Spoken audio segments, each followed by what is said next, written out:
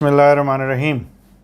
Magnesium की आज बात करेंगे और मुझे लगता है मैग्नीशियम वो नमकियात का पार्ट है जिसको डॉक्टर भी भूल चुके हैं और आम लोग भी भूल चुके हैं, लेकिन इसकी इम्पोर्टेंस का आइडिया आपको आज की वीडियो के बाद हो जाएगा। चैनल को सब्सक्राइब कीजिए और बेल आइकॉन को क्लिक कर दीजिए ताकि सेहत के मतलब तमाम टिप्स आप तक पहुंचती रहें।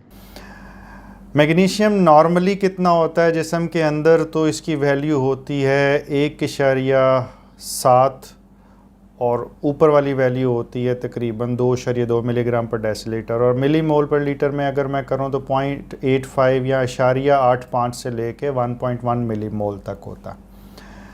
आज की वीडियो के अंदर हम इनकी कमी के अंदर अलामतों का जिक्र करेंगे, फिर उसकी वजूहात का भी जिक्र करेंगे और फिर आखिर में ट्रीटमेंट का भी। मैग्नीशियम की ज़्यादती की मैं बहुत ज़्यादा डिटेल में इसलिए नहीं जाऊंगा कि वो एक मुश्किल कंसेप्ट है और अमूमी तौर पे वो पेशेंट हॉस्पिटलाइज होते हैं और डॉक्टर ही उसका ज़्यादा डिटेल में दा सकते हैं और उसका इलाज में आम लोग जो उनसे है वो समझ के भी कुछ शायद ज़्यादा रोल प्ले ना कर सकें। तो आज की वीडियो होगी मैग्नीशियम की कमी के ऊपर, और तमाम वो लोग जिनके जिस्म में दर्दें रहती हैं उनको ये वीडियो पूरी देखनी चाहिए। नंबर 1, वीडियो शुरू करते हैं तो अलामतें कौन सी होती हैं जिनसे पता चले कि मैग्नीशियम कम है। मैग्नीशियम की कमी की अलामतें इंटरेस्टिंगली बिल्कुल वैसी हैं जैसे कैल्शियम की कमी की हैं। इसके अंदर पट्ठे कमज़ोर से महसूस होते हैं, पट्ठों में दर्द होना शुरू हो जाती है, पट्ठों को झटके लग सकते हैं। इसके अलावा ट्रेमर्स आ सकते हैं, हाथों के अंदर नमनेस की फीलिंग आ सकती है, सुनपन की फीलिंग आ सकती है, बहुत शदीद कमज़ोरी की फीलिंग आ सकती है, हिलने को दिल नहीं करता, पट्ठों में दर्दें होना शुरू हो जाती हैं और कुछ लोगों को पूरे जिस्म के अंदर दर्दें होती हैं। और एक कंडीशन होती है जिसे फाइब्रोमाइल्जिया भी कहते हैं। एक रिसर्च के मुताबिक फाइब्रोमाइल्जिया का ताल्लुक भी मैग्नीशियम की कमी से है और उसकी ट्रीटमेंट देने से बाज़ का जब जिस्म की दर्दें ना ठीक हो रही हों और सिर्फ मैग्नीशियम पूरा करने से वो बेहतर हो जाता है। लेकिन ये हर एक में नहीं, कुछ लोगों के अंदर इसका बड़ा अच्छा इफ़ेक्ट आता। अगली बात हम ये करते हैं कि ये होता क्यों है। मैग्नीशियम अगर जिस्म के अंदर से कम हो जाता है तो वो होता क्यों है। तो ये सुन लीजिए कि रोज़ाना हमें मैग्नीशियम की ज़रूरत तकरीबन 360 मिलीग्राम की पड़ती है, 15 मिलीमोल। इससे ज़्यादा भी पड़ सकती है, इससे कम भी पड़ सकती है, डिपेंडिंग अपॉन के हमारी उम्र क्या है, रेस क्या है और हमारी फ़िज़िकल एक्टिविटीज़ कैसी। मैग्नीशियम की कमी या तो आंतों के मसले की वजह से होती है, यानी पेट की मसले की वजह से, या गुर्दे के मसले की वजह से। हम इस्तेमाल ही कम कर रहे हैं, हमारी खुराक के अंदर कम है, तो वो आंतों से रिलेटेड है। तो खुराक हमें बेहतर करनी पड़ती है और नमकियात वाली ग़िज़ाएँ जो उनसी है वो इस्तेमाल करनी पड़ती हैं। हमें फ्रूट्स इस्तेमाल करने चाहिए, नट्स भी इस्तेमाल करने चाहिए। अगर हम जो अपनी खुराक है उसको बैलेंस्ड रखेंगे तो हमें कैल्शियम और मैग्नीशियम की कमी का सामना अमूमी तौर पे नहीं पड़ेगा। लेकिन जब भी वो इम्बैलेंस होगी, टारगेटेड होगी, एक ही चीज़ बार बार खाते जाएंगे तो मुमकिन तौर पे मैग्नीशियम की कमी का सामना करना पड़ सकता है। और दूसरे वो लोग सबसे ज़्यादा मैग्नीशियम की कमी का सामना करते हैं जिनको पेट की ख़राबी का मसला रहता है, यानी कि उनको डायरिया का या लूज़ मोशन का मसला रहता है, उनका पेट ख़राब रहता है। हम उसे माल एब्जॉर्प्शन भी कहते हैं। पखाने के अंदर रेशा आता है, बार बार दिन में कई दफ़ा आता है। Inflammatory bowel disease, Crohn's disease, ulcerative colitis के अंदर भी ये मसला आ जाता है। इसके बाद अगर कोई ऑपरेशन हुआ है और उसके साथ आंत का कुछ हिस्सा निकाल दिया गया है तो उसके अंदर भी ये प्रॉब्लम आ जाता है। आंत के साथ एक अंदर लबलबे की चीज़ होती है और लबलबे को अगर प्रॉब्लम हो जाए तो उसे हम एक्यूट पैंक्रेटाइटिस कहते हैं और उसके अंदर भी ये प्रॉब्लम आना शुरू हो जाता है। कुछ ऐसी दवाइयां हैं जो मैदे पे इफ़ेक्ट करती हैं और उसके साथ ये प्रॉब्लम हो जाता है। उनमें एक बहुत ही मशहूर ड्रग जिसको मैं चाहूँगा कि हम आपको ये लिखा हुआ भी दिखा दें कि PPIs या मैदे के कैप्सूल, ओमेप्राजोल जो इस्तेमाल होता है, लोजैक कैप्सूल के नाम से भी इस्तेमाल होता है, राइजेक भी हम करते हैं, या हम इसके तरह के और हज़ारों नाम ले सकते हैं। ये भी मैग्नीशियम की कमी का बाइस बन सकता है अगर 1 साल से ज़्यादा इस्तेमाल हो, और बाज़ करना पड़ता है, मजबूरी होती है, फिर मैग्नीशियम रिप्लेस करना पड़ेगा। बट जनरली जो PPI या मैदे का कैप्सूल है वो मैदे के लिए हमेशा के लिए इस्तेमाल नहीं करना होता। और उसको चेंज करके एक हल्की दवाई पे शिफ्ट किया जाता है कुछ अरसे के कोर्स के बाद। जनरली सब कॉन्टिनेंट के अंदर वो चले जाता है और लोग सारी सारी उम्र वो लेते जाते हैं, जो एक मुनासिब चीज़ नहीं है ज़्यादातर लोगों के लिए। लेकिन जैसे मैंने पहले कहा, कुछ लोगों के लिए ये ज़रूरी होता है और उसके बगैर उनका गुजारा नहीं होता। जेनेटिकली भी कुछ ऐसी चीज़ें होती हैं, यानी मौरूसी तौर पे उनके जीन्स के अंदर कुछ ऐसी चीज़ें होती हैं जिसकी वजह से मैग्नीशियम की कमी होती है। उसकी ज़्यादा डिटेल तो नहीं जाऊंगा, लेकिन अमूमी तौर पे उसमें मैग्नीशियम भी कम होता है और कैल्शियम भी कम होता है, वो पखाने के रास्ते ज़ाया हो रहा होता है। तो अगर कभी कैल्शियम की कमी का मुसलसल किसी पेशेंट को प्रॉब्लम चल रहा है या पोटाशियम की कमी का बड़े अरसे से प्रॉब्लम चल रहा है, वो ठीक नहीं हो रहा, तो उसका मैग्नीशियम भी साथ चेक करें। ये कैल्शियम और मैग्नीशियम बहुत अच्छे दोस्त हैं और इनका तीसरा अच्छा दोस्त है पोटाशियम। अगर इनमें से कोई एक चीज़ कम होती है तो वो बाकी चीज़ें भी कम कर दे। इसके बाद फिर बात आ जाती है गुर्दे की। हाथ की बात कर ली, तो गुर्दे के क्या क्या ऐसे प्रॉब्लम्स हैं जिनकी वजह से आपका मैग्नीशियम कम हो सकता है? बहुत सारे हैं। अगर पेशाब अवर आप अद्वियात इस्तेमाल कर रहे हैं तो उनके साथ ऐसा हो जाता है।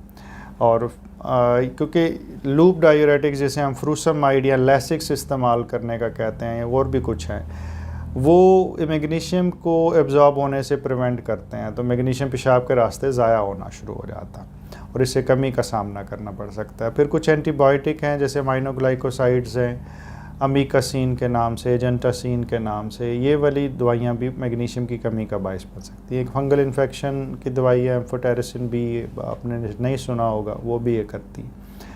लेकिन एक दवाई है जिसको हम साइक्लोस्पोरिन कहते हैं या टेक्रोलिमस कहते हैं, और उसके अंदर भी मैग्नीशियम की कमी का सामना करना पड़ सकता है।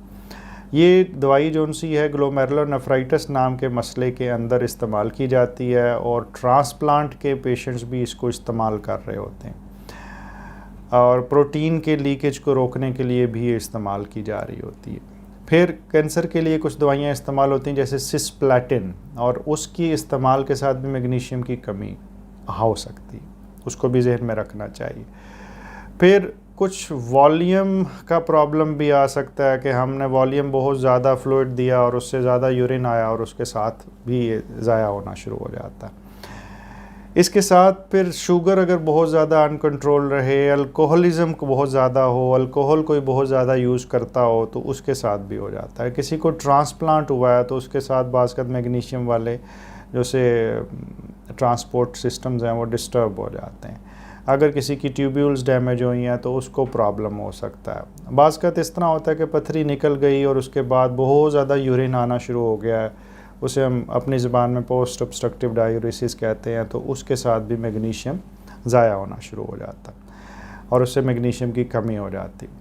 कुछ ऐसे मसाइल हैं जो बहुत रेयर हैं, आपने शायद उनका नाम ना सुना हो, लेकिन जिन लोगों के खुदा न खास्ता ज़िंदगी में कुछ लोगों को है, शायद उनको इनके नामों का पता हो। बार्टर सिंड्रोम और गिटलमैन सिंड्रोम बहुत ही रेयर है, लेकिन उसके अंदर भी मैग्नीशियम कम हो जाता है। ये बच्चों के अंदर होने वाले मसाइल हैं ज़्यादातर, लेकिन बाज़ कात ये सेकंड और थर्ड डेकेड के अंदर भी प्रॉब्लम आ सकते हैं और इसमें मैग्नीशियम के साथ पोटाशियम और कुछ और नमकियात की ख़राबियाँ भी आ रही होती। फिर एक कंडीशन होती है, जैसे मैंने बताया था कि मैग्नीशियम और कैल्शियम रिलेटेड है, तो कुछ ऐसी भी कंडीशन होती है जिसके अंदर फेमिलियली मैग्नीशियम कम होता है और उसके साथ कैल्शियम की प्रॉब्लम होती है। मैग्नीशियम बाज़ लोगों के अंदर फैमिलीज़ के अंदर कम होता है, वो वालदैन में भी कम था, उनको भी, उनके पूरे वालदैन को भी जिस्म में दर्दें रहीं, वो सारी उम्र डायग्नोज नहीं होते, और उसके बाद उनकी अगली फैमिली में भी बच्चों को भी दर्दें हैं, लेकिन वो भी डायग्नोज नहीं होते, सिर्फ कैल्शियम विटामिन डी लेते रहते हैं, मैग्नीशियम ट्रीट नहीं होता और उनको दर्द रहती हैं। ऑटोसोमल डोमिनेंट पैटर्न भी है, रिसेसिव, ये जेनेटिक पैटर्न है जिससे पता चलता है कि कितने बहन भाइयों को ये हो सकता मैग्नीशियम का प्रॉब्लम। फिर उसके बाद जेनेटिकली कुछ लोगों को गुर्दे का मसला और मैग्नीशियम का मसला भी इकट्ठा आ सकता है, लेकिन ये माइक्रो डिटेल है, मैंने बताई इस वजह से कि क्योंकि मैग्नीशियम के बारे में अमूमी तौर पे इसको ज़्यादा आम ज़बान में अगर कहें तो लिफ्ट नहीं कराई जाती और मैग्नीशियम को बस टेकन फॉर ग्रांटेड लिया जाता है, इसे देखा भी नहीं जाता। तो इस पे मैंने जान के कुछ ऐसी चीज़ें भी बताई हैं जो शायद डॉक्टरों को सिखाने वाली थी, आम लोग उसमें इंटरेस्ट ना रखें, लेकिन उनके जहन में होगा तो शायद किसी के कोई बात काम आ जाए। फिर इसके बाद बात आ जाती है कि अब हो गया, अगर मैग्नीशियम कम हो गया तो मुझे कैसे पता चले कि कैसे, किस वजह से हुआ है। इतनी सारी चीज़ें मैंने बता दी। तो उसके अंदर हमने यूरिन के अंदर एक टेस्ट करना होता है जिसे हम फ्रैक्शनल एक्सक्रीशन ऑफ मैग्नीशियम कहते हैं। वो 2% से ऊपर हो तो इसका मतलब है गुर्दे में कोई ख़राबी है, गुर्दे के ऊपर कोई दवाई असर कर रही है, गुर्दा ख़राब हो गया है, या कोई भी ऐसी बात। इसके अलावा वो तमाम बीमारियां जिनका मैंने ज़िक्र किया उनके कुछ अपने अपने टेस्ट हैं, उनकी बड़ी लंबी लिस्ट है, वो चेक करनी होती है। फाइब्रोमाइल्जिया का मैं ज़िक्र यहाँ पे करना चाहूँगा क्योंकि वो एक ऐसी चीज़ है जो हिस्ट्री पे है। पेशेंट थोड़ा सा डिप्रेस्ड होता है, नींद की कमी होती है, पूरे जिस्म में दर्दें होती हैं, गर्दन के पीछे दर्दें, कमर के आसपास दर्दें। वो गर्ज़ है कि कुछ लोग तो इस तरह कहते हैं कि मेरा पूरा जिस्म ही फोड़ा बन गया, जहाँ पे हाथ लगाते हैं वहीं पे दर्द शुरू हो जाती। तो ऐसी सिचुएशन के अंदर बाज़ कात कैल्शियम विटामिन डी के साथ मैग्नीशियम पे गौर करना होता है और कई दफ़ा पोटाशियम पे भी। नींद पूरी होने से और ख़ास दवाई मिलने से पेशेंट जो उनसे हैं बहुत बेहतर हो जाते हैं। और ख़ास तौर पे फाइब्रोमाइल्जिया जो शुगर के मरीज़ों को होता है उसमें इसका ज़्यादा असर होता है, क्योंकि दोनों चीज़ें मिलकर इस चीज़ को ख़राब कर सकती हैं। ट्रीटमेंट के लिए अगर मैग्नीशियम जो सा बहुत कम हो जाए, 1 मिलीग्राम से नीचे आ जाए तो फिर आईवी रिप्लेसमेंट है, और अगर इससे ऊपर हो तो अमूमी तौर पे ओरल रिप्लेसमेंट करते हैं। ओरल किस तरह की जाती है, वो दवाइयों के नाम लेना यहाँ बेमानी है। मुख्तलिफ़ मुल्कों में मुख्तलिफ़ दवाइयाँ पाई जाती हैं, वो आपका फ़िज़िशियन फ़ैसला करेगा कि आपको कितनी और कौन सी दवाई मिलनी चाहिए। टीके लगने हैं तो कौन से लगें। एक चीज़ जो मैंने आखिर के लिए छोड़ी थी और उसको मैं बहुत इंपॉर्टेंट समझता हूँ, वो ये है कि मैग्नीशियम का दिल पे क्या असर है। मैग्नीशियम दिल पे बहुत ज़्यादा असर रखता है और दिल के बेरब्त होने में, एरिदमियाज़ होने में इसका बड़ा अहम रोल है। एक बड़ा ही ख़तरनाक किस्म का बेरब्तगी दिल की होती है, जैसे टॉर्सिड डी पॉइंटिस कहते हैं, वो मैग्नीशियम से एसोसिएटेड होती है अगर मैग्नीशियम ज़्यादा डिस्टर्ब हो जाए। ये जो से कैबेज के मरीज़ हैं जिनका ये दिल की सीना चाक करके ऑपरेशन होता है और हम उसे बाईपास भी ऑपरेशन कहते हैं, उसके अंदर भी मैग्नीशियम की कमी हो जाती है और उससे एरिथमियाज़ होते हैं। तो मैग्नीशियम का ख़ास ख्याल उस पीरियड में भी रखना होता है। तो अगर किसी को शुगर है और मैग्नीशियम की कमी है और दिल का मसला है तो उसको ख़ास एहतियात की ज़रूरत है कि वह मैग्नीशियम का ख्याल रखें। और पेशाब आवर अद्वियात में एक वाहिद अमेलोराइड ऐसी पेशाब आवर अद्वियात में गोली है जो पाकिस्तान के अंदर तो अलहदा नहीं मिलती, लेकिन लेज़ोराइड के साथ उसमें शामिल होती है, जिसमें मैग्नीशियम जिस पेशाब के अंदर वो ज़ाया नहीं होने देती। आप इस तरह समझें कि हम उसे मैग्नीशियम स्पेयरिंग डायूरेटिक भी कहते हैं। उसके अलावा बाकी सारी जो सी हैं वो कम या ज़्यादा वो मैग्नीशियम का जिस्म से ज़िया का बाइस बनती हैं पेशाब आवर अद्वियात। आई होप कि इससे किसी की दर्द कम हो, इस इंफॉर्मेशन से किसी को तकलीफ़ कम हो। आपके लिए दुआएं। बहुत शुक्रिया।